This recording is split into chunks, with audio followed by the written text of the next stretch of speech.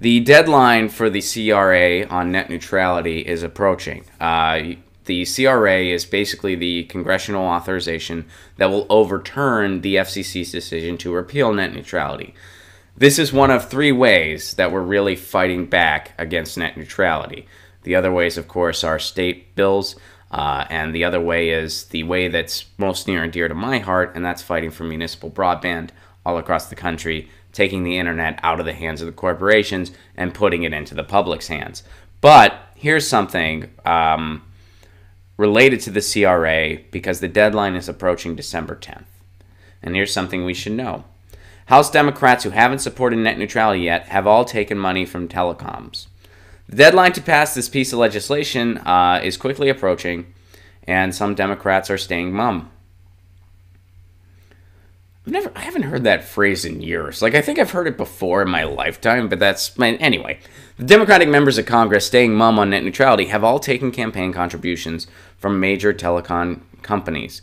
The Dems have until December 10th to get 218 signatures, which will require every Democrat and a few Republicans. So far, they have 177 signatures. That leaves 18 Democrats in the House who have yet to sign the petition, which is, again, the only hope Congress has of voting and passing this resolution to restore net neutrality this year.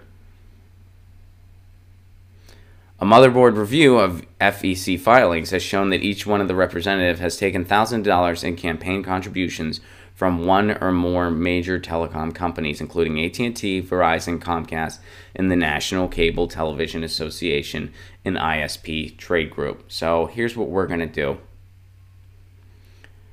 You guys can see that, yeah?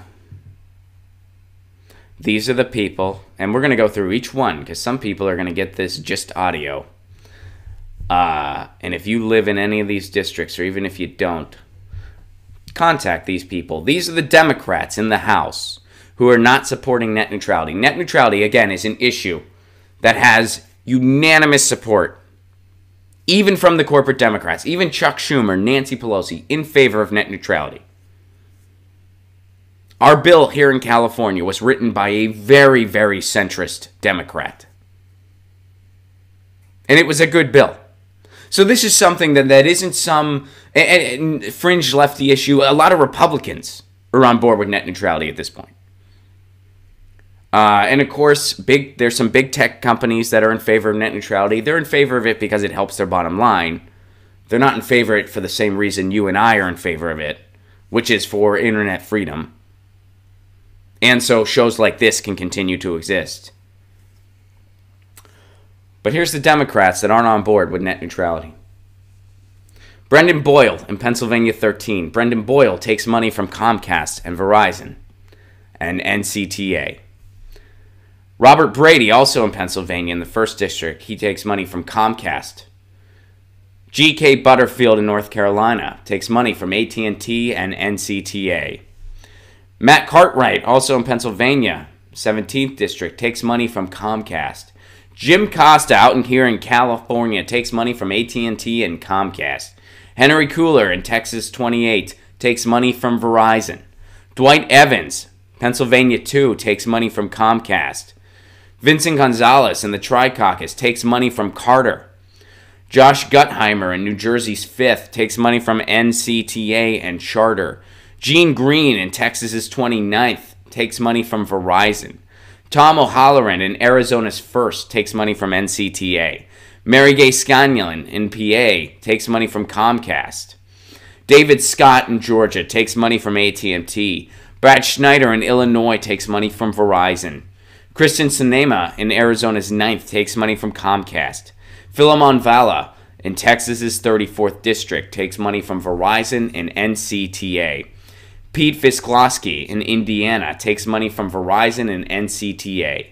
Frederica Wilson, Florida 24th, takes money from Comcast.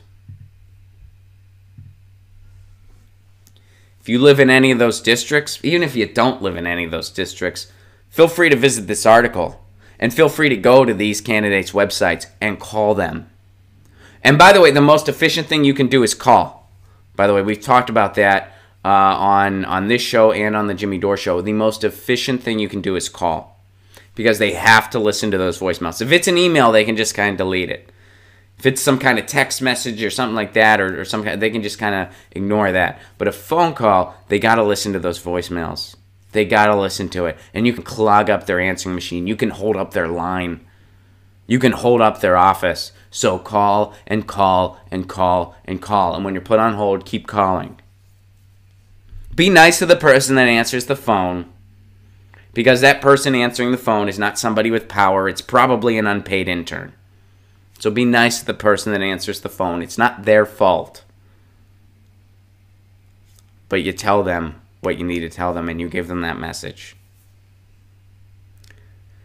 And if any of you guys live in any of those districts, please call and call and call and keep calling. And let me go ahead and shout out the URL where you can get that list conveniently.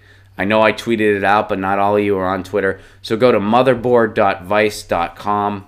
Motherboard.vice.com. The title of the article, House Democrats who haven't supported net neutrality yet have all taken money from telecoms.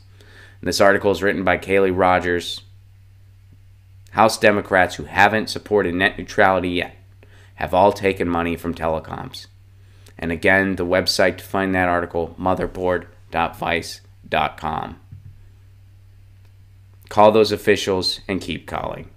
Because when it comes to net neutrality, we can't mess around. Get your news on with Ron. Don't you want to know what's going on? We're getting our news on today. Get your news on with Ron. Don't you want to know what's going on? We're getting our news on today. Yeah, yeah, yeah. You can tweet me an article at Ron Placone. We'll go through it together and